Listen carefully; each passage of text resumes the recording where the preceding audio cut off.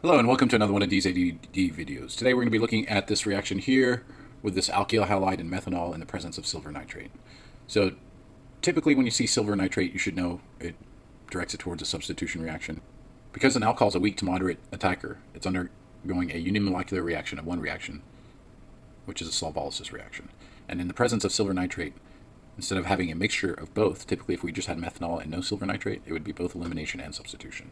But in this case, we're just going to drive it towards substitution because of that silver nitrate. So the steps for the unimolecular and the solvolysis reactions, the concentration of the solvent is so much higher than the alkyl halide that the kinetics only are dependent on this, not on this solvent.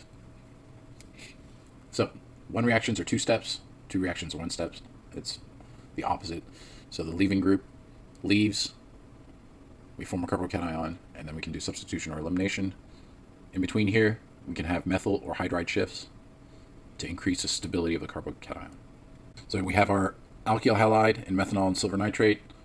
The leaving group is going to leave, and when the bromide ion leaves in the presence of this methanol, what happens is the slightly positive hydrogens get attracted to the bromide ion and they solvate this ion, thereby preventing it from coming back and wreaking havoc and having unwanted reactions take place.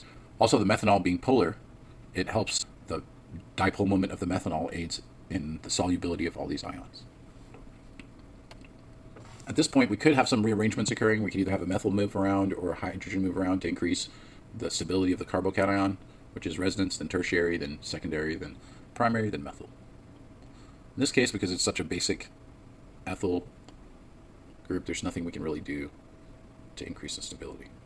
Either way, we're going to get that primary carbocation. Even though typically you will get elimination products, we're going to focus on the substitution product only because of the presence of the silver nitrate again.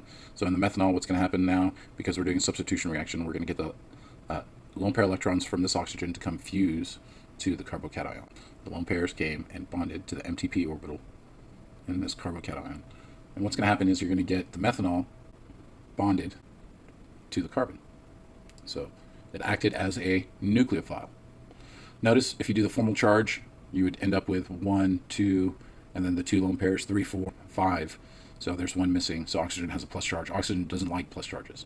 So now we have to deprotonate the oxygen because it doesn't like the plus charge on it. So methanol comes and does more work. So here's our starting product.